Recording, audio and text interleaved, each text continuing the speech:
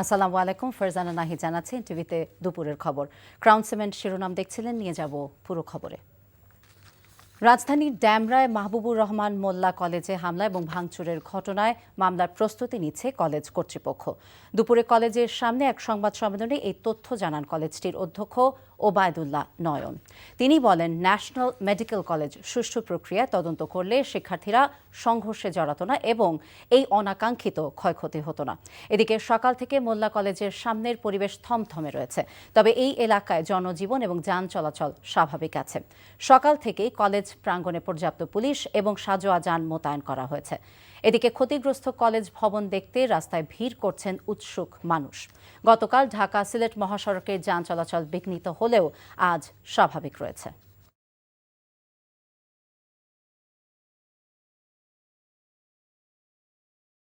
ADC আমাদের কথা দিয়েছে যে এটা সুষ্ঠু তদন্ত হবে এবং এটা সুষ্ঠু বিচার হবে। আমরা এখনো মামলা করিনি। আমরা আজকে আমাদের হিসাবভুক্ত করতেছি প্রায় 50 কোটি টাকার মতন আমাদের ক্ষয়ক্ষতি হয়েছে, এটা আমাদের প্রাথমিক ধারণা। এটা আরও বেশি হতে পারে। তো এটা নিয়ে আমরা আজকে মামলা করব। কাজ চলমান আছে, মামলার জন্য আমরা প্রস্তুত নিচ্ছি। দর্শক, এই মুহূর্তে মাহবুবুর রহমান মোল্লা কলেজের সামনে আছেন আমাদের স্টাফ করেসপন্ডেন্ট নাহিদ প্রিন্স। আমরা তার সাথে যোগাযোগ করছি। নাহিদ, গতকাল যে ব্যাপক সংঘর্ষ হয়েছে, তারপরে আজকে ওই এলাকায় পরিস্থিতি কেমন দেখছেন আমাদের জানাবেন।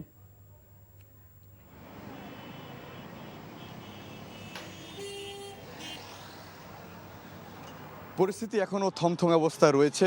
পুলিশ রয়েছে, সেনাবাহিনী মাঝে মধ্যে এসে টহল দিয়ে যাচ্ছে এবং উৎসুক জনতাও কিন্তু ভিড় করছে। কলেজ কর্তৃপক্ষ যেটি আমাদেরকে জানিয়েছে যে তারা এখন মামলার প্রস্তুতি নিচ্ছে, মামলা করবেন তারা, এবং তাদের যে ক্ষয়ক্ষতি হয়েছে সেটির পরিমাণ তারা জানিয়েছে প্রায় 70 কোটি টাকা। 70 কোটি টাকার মতো তাদের ক্ষয়ক্ষতি হয়েছে এবং আজকে সকাল থেকে কিন্তু কলেজ প্রাঙ্গণ পুরো থমথমে অবস্থা রয়েছে। শিক্ষার্থী তেমন কলেজ প্রাঙ্গণে নেই, তবে উৎসুক জনতা রয়েছে। শিক্ষকরাও এসেছেন, কথা বলছেন, তারা এখনও আছেন অনেকে। এছাড়া পুলিশের টিম রয়েছে কিন্তু সকাল থেকে, যেন কোনো ধরনের বিশৃঙ্খলা সৃষ্টি না হয়। অবশ্য গতকালকেই কলেজ শিক্ষার্থীরা জানিয়েছিলেন যে তারা আর সংঘর্ষে জড়াবে না, সংঘাতে জড়াবে না। কিন্তু কলেজ শিক্ষকরা যেটি বলছেন আমাদেরকে সেটি হলো যে ন্যাশনাল মেডিকেল কলেজ যদি তারা সুষ্ঠুভাবে বিষয়গুলো সম্পন্ন করত, তাদের প্রক্রিয়া সম্পন্ন করত, তাহলে কিন্তু কলেজ যে সংঘর্ষ সেটি কিন্তু আর হতো না। যে সুপার সানডে এবং মেগা মানডের যে বিষয়টি সেটি কিন্তু এখানে আসতো না। এবং 2-3 কলেজ শিক্ষার্থীদের এই সংঘর্ষের যে ফলেই কিন্তু আজকের যে পরিস্থিতি সেটি কিন্তু থমথমে অবস্থা রয়েছে। আমরা জানতে পেরেছি যে সোহরাওয়ার্দী কলেজ শিক্ষকরাও কিন্তু কিছুক্ষণ পরে বিকেল 3টায় তারা ব্রিফ করবেন, তারাও তাদের বিষয় জানাবেন। তারা বলছেন যে তাদেরও ব্যাপক ক্ষয়ক্ষতি হয়েছে, নানা অবকাঠামো ক্ষয়ক্ষতি হয়েছে, যেটি মোল্লা কলেজের শিক্ষকরাও জানিয়েছিলেন, যে অধ্যক্ষ জানিয়েছিলেন যে তাদের অবকাঠামোগত এবং ব্যাপক ক্ষয়ক্ষতি হয়েছে। তাদের ল্যাব থেকে শুরু করে কাগজপত্র, যে মূল্যবান জিনিসপত্র ছিল, সব কিছু নষ্ট হয়ে গেছে, বিনষ্ট হয়ে গেছে। এবং আজকে সকাল থেকে কিন্তু যৌথ বাহিনীর দল কিন্তু এখানে ছিল এবং এখন পুলিশ রয়েছে, সাজোয়া যানও কিন্তু রয়েছে পুলিশের, কিন্তু সেনাবাহিনী আপাতত নেই। তারা কিছুক্ষণ পর এসে টহল দিয়ে তারা চলে যাচ্ছেন, যেন পরিস্থিতি ঘোলাটে না হয়। এছাড়া কিন্তু যে সড়কের যে ঢাকা সিলেট মহাসড়ক সেটি কিন্তু এখন অনেকটাই স্বাভাবিক অবস্থা রয়েছে। গতকালকে কিন্তু অস্বাভাবিক অবস্থায় ছিল, যে যানজটের যে বিষয় এবং ভাঙচুরের কারণে কিন্তু সেখানে গাড়ি চলাচলে বিঘ্নিত ঘটে, কিন্তু আজকে সকাল থেকে কিন্তু সেটি আর নেই। মানুষের মধ্যে স্বস্তি ফিরেছে, যান চলাচল স্বাভাবিক অবস্থায় রয়েছে। এছাড়া মোল্লা কলেজের যে বিষয়টি সেটি হলো যে পুরোটাই এখন থমথমে অবস্থা রয়েছে এবং মামলা করার যে বিষয়টি সেটি কিন্তু আমরা সর্বশেষ জানতে পেরেছি যে তারা মামলা করবেন এবং সেই প্রক্রিয়ায় তারা আগাচ্ছেন। তো এই ছিল আমার কাছে মোল্লা কলেজের সামনে থেকে সর্বশেষ।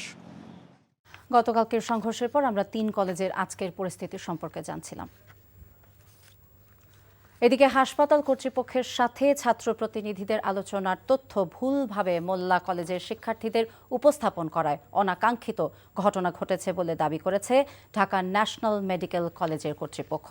সকালে কলেজের সম্মেলন কক্ষে সংবাদ সম্মেলনে এই দাবি করেন কলেজের পরিচালক ডাক্তার ইফফাত আরা।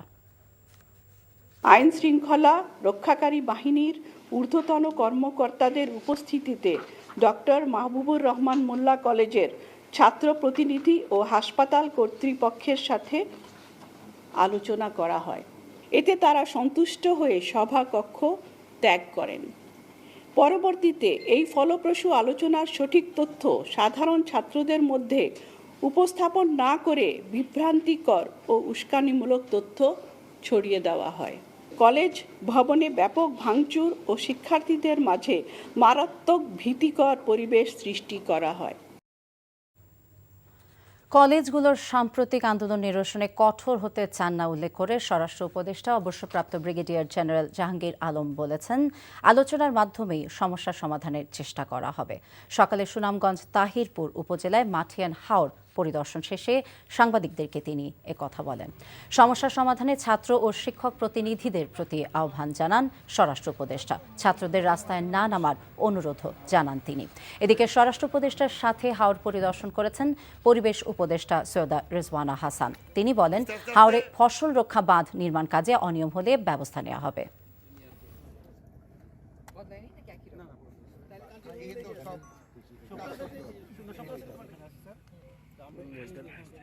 কঠোরটা কিন্তু একটা বড় শব্দ।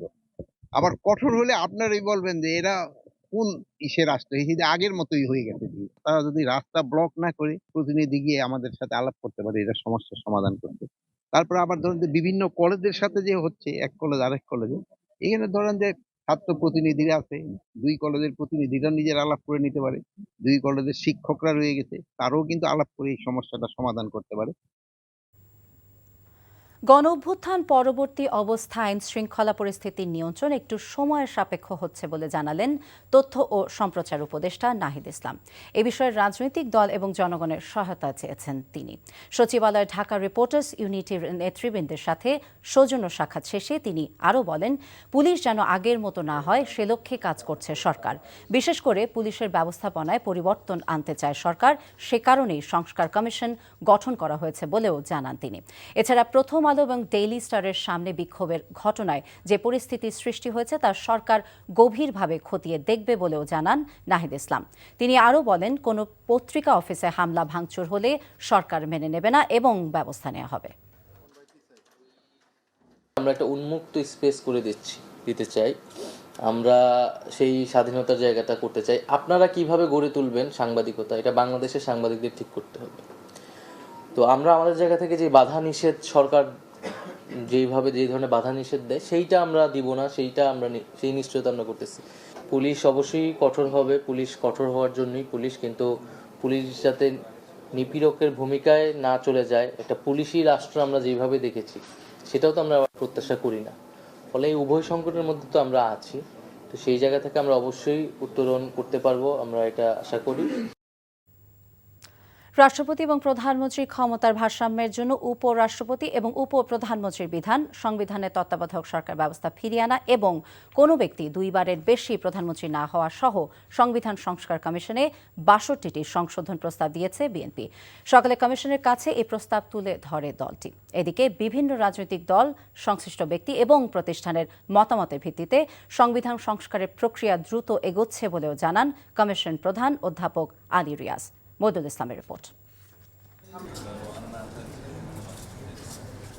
সংবিধান সংস্কারের জন্য বিএনপির প্রস্তাবনা নিয়ে দলের স্থায়ী কমিটির সদস্য সালাউদ্দিন আহমেদের নেতৃত্বে 4 সদস্যের একটি প্রতিনিধি দল মঙ্গলবার সকালে যায় জাতীয় সংসদ ভবনে সংবিধান সংস্কার কমিশনে। বিএনপির ৬২টি সংস্কার প্রস্তাবনায় রয়েছে তত্ত্বাবধায়ক সরকার ব্যবস্থা ফিরিয়ে আনা, উপরাষ্ট্রপতি এবং উপপ্রধানমন্ত্রীর পদ সৃষ্টি, সংসদে উচ্চকক্ষের বিধান রাখা এবং কোনো ব্যক্তি দুইবারের বেশি প্রধানমন্ত্রী না হওয়া। আমরা রাষ্ট্র ক্ষমতায় প্রধানমন্ত্রী এবং রাষ্ট্রপতির মধ্যে ক্ষমতার ভারসাম্য আনয়নের জন্য বিধান রেখেছি এবং পরপর দুইবারের বেশি প্রধানমন্ত্রী পদে কেউ আসীন হবেন না সেই বিধান রেখেছি। আমরা নতুন করে পার্লামেন্টের উচ্চকক্ষ সৃষ্টির বিধান প্রস্তাব করেছি। নতুন পদ হিসেবে উপরাষ্ট্রপতি, উপপ্রধানমন্ত্রী পদ সৃজনের বিষয়টা আগে এক সময় ছিল, সেটা আমরা পুনঃপ্রবর্তনের বিধান রেখেছি, প্রস্তাব করেছি। তত্ত্বাবধায়ক সরকার পুনঃপ্রবর্তন এবং গণভোটের বিধান, যেটা আর্টিকেল 8, 46, 48, 56 অ্যান্ড 142 ইটসেলফ, যেগুলো পরিবর্তন আনতে গেলে এবং প্রস্তাবনাতে পরিবর্তন আনতে গেলে যে গণভোটের বিধান ছিল, যেটা আওয়ামী লীগ উড়িয়ে দিয়েছিল, সেগুলো পুনঃপ্রবর্তনের জন্য আমরা প্রস্তাব করেছি। সংবিধান সংস্কার কমিশনের প্রধান অধ্যাপক আলী রিয়াদ জানান, সংস্কারের জন্য রাজনৈতিক দলগুলো ছাড়াও বিভিন্ন ব্যক্তি ও প্রতিষ্ঠান সহ সাধারণ মানুষের মতামতকে গুরুত্ব দেওয়া হচ্ছে। দ্রুত সময়ের মধ্যেই কমিশন সবার মতামত ও প্রস্তাবনা যাচাই বাছাই করে চূড়ান্ত সুপারিশমালা তুলে ধরবে বলেও জানান তিনি। আমরা তো এখন স্টেক হোল্ডারদের সাথে কথা বললাম, তাদের লিখিত বক্তব্য আছে, সব লিখিত বক্তব্য কি আমরা পড়ে শেষ করতে পেরেছি? আমরা এখনো পারিনি, সঙ্গত কারণে বুঝতেই পারেন আপনারা। তো সমস্ত রকম যে মতামতগুলি এসছে সেগুলি আমরা বিবেচনায় নেব, বিবেচনায় নিয়ে সেগুলির মাধ্যমে যেখানে মানে যে ধরনের সুপারিশ করা দরকার আমরা সেই সুপারিশ করি। সংস্কার কথাটার যে ব্যাখ্যা আমরা দিয়েছি সের মধ্যে পুনর্লিখন আছে, সংযোজন আছে, বিয়োজন আছে, সংশোধন আছে, সব কিছু আছে। আমরা সংস্কারটাকে বড় অর্থে দেখছি আর কি, তাই না? শুধুমাত্র একটি মানে কেবল সংযোজন হবে, কেবল বিয়োজন হবে, কেবল পুনর্লিখন হবে, আমরা তা বলছি না। এছাড়া সংবিধান সংস্কারে গ্রাম থেকে শহর সব জায়গায় মানুষের মতামত নেওয়ার জন্য সারা দেশে জরিপ করা হবে বলেও জানান কমিশন প্রধান। মহিদুল ইসলাম, এনটিভি নিউজ, ঢাকা। রাষ্ট্রদ্রোহের মামলায় বাংলাদেশ সম্মিলিত সনাতনী জাগরণ জোটের মুখপাত্র এবং পুণ্ডরিক ধামের অধ্যক্ষ চিন্ময় কৃষ্ণ দাস ব্রহ্মচারীর জামিন নামঞ্জুর করে কারাগারে পাঠানোর নির্দেশ দিয়েছে চট্টগ্রামের আদালত। দুপুরে মেট্রোপলিটন আদালতের বিচারক কাজী শরীফুল ইসলামের আদালত শুনানি শেষে তার জামিন নামঞ্জুর করেন। এ সময় আইনজীবীদের পাশাপাশি চিন্ময় কৃষ্ণ দাসও মামলার শুনানিতে অংশ নেন।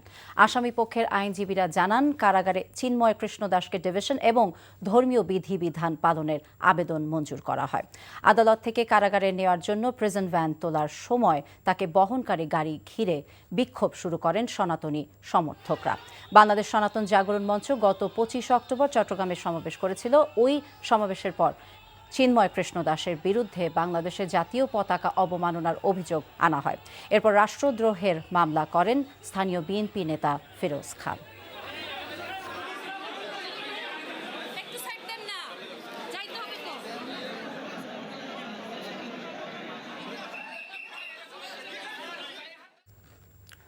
দর্শক, আদালত চত্বরে আছেন আমাদের সিনিয়র করেসপন্ডেন্ট আরিজ আহমেদ, তার সাথে কথা বলছি। আরিজ, আদালত চত্বরের এই মুহূর্তের পরিস্থিতি কি আমাদেরকে জানাবেন?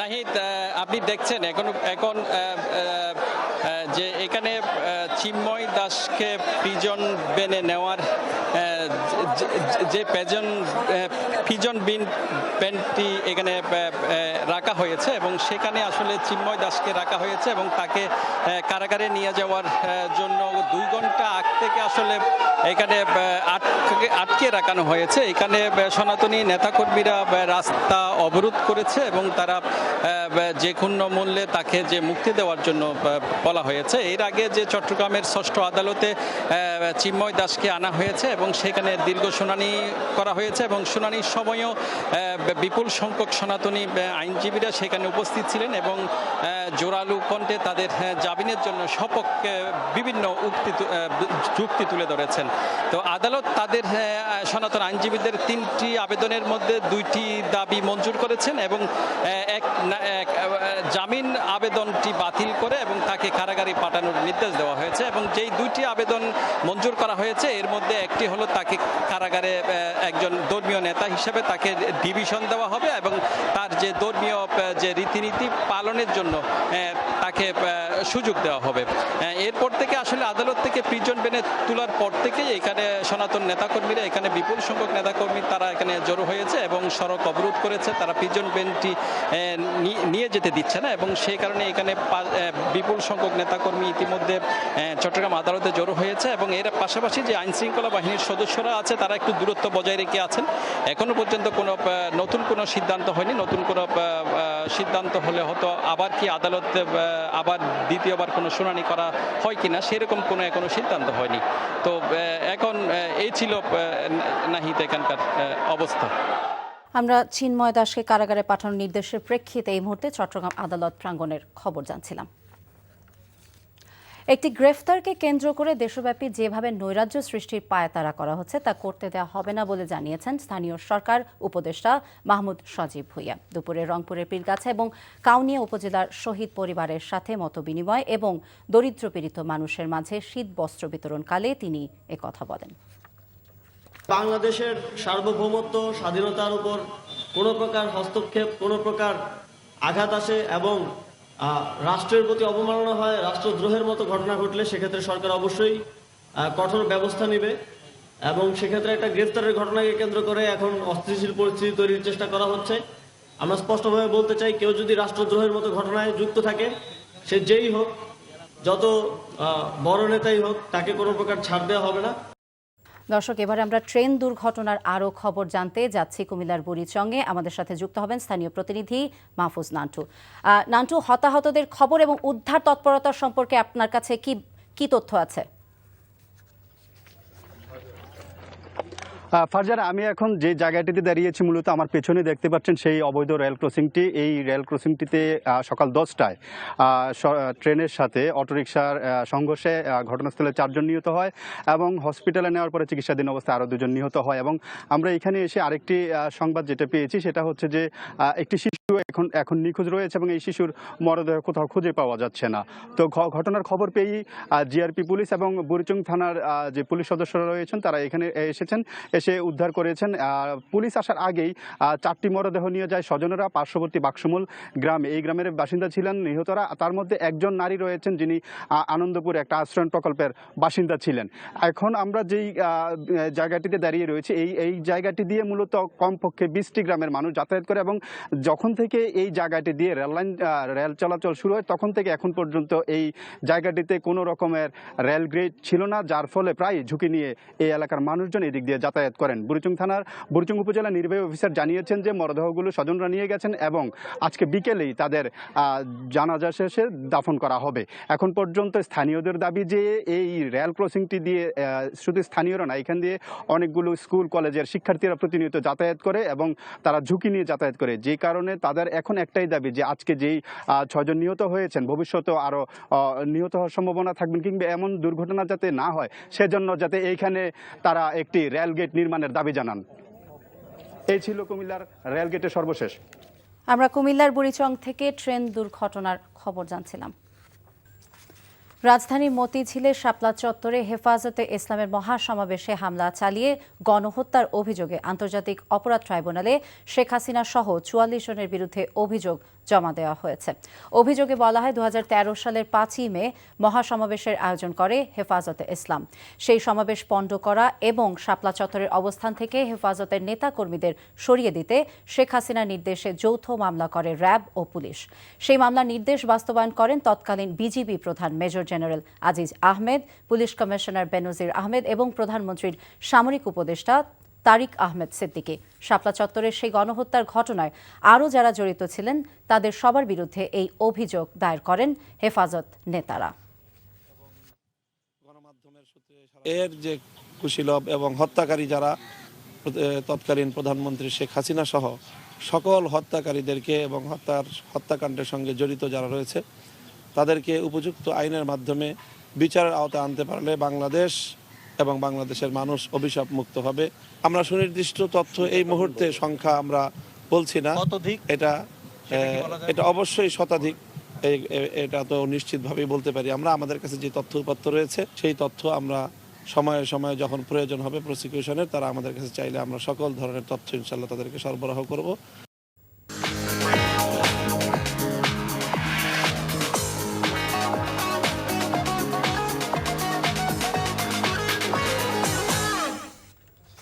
নগদ নিবেদিত অর্থনীতির খবর। ভারতের আদানি গ্রুপের সঙ্গে বিদ্যুৎ চুক্তি পর্যালোচনায় আজ থেকে 1 মাসের মধ্যে উচ্চ ক্ষমতা সম্পন্ন কমিটি গঠন করতে হবে সরকারকে। আজ এই বিষয়ে লিখিত আদেশ প্রকাশ করেছে হাইকোর্ট। গত 19 নভেম্বর বিচারপতি ফারা মাহবুব এবং বিচারপতি দেবাশিস রায় চৌধুরীর হাইকোর্ট বেঞ্চ রুলসহ এই সংক্রান্ত আদেশ দেন। একই সঙ্গে চুক্তির বিস্তারিত প্রতিবেদন দিতে আন্তর্জাতিক জ্বালানি এবং আইন বিশেষজ্ঞদের সমন্বয়ে উচ্চ ক্ষমতা সম্পন্ন কমিটি গঠনের নির্দেশ দেন। আদানি গ্রুপের সঙ্গে করা বিদ্যুৎ চুক্তি পর্যালোচনা অথবা বাতিলের নির্দেশনা চেয়ে হাইকোর্টে রিট আবেদন করেন সুপ্রিম কোর্টের আইনজীবী ব্যারিস্টার এম আব্দুল কাইয়ুম। 2017 সালের 5ই নভেম্বর কার্যকর হওয়া আদানি লিমিটেডের সঙ্গে বাংলাদেশ সরকারের বিদ্যুৎ চুক্তির বৈধতা চ্যালেঞ্জ করে হাইকোর্টে জনস্বার্থে রিটটি করেন তিনি।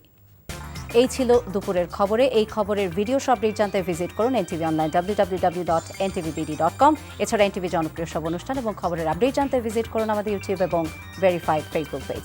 5টায় দেশের খবর দেখার আমন্ত্রণ রইল। সবাইকে ধন্যবাদ।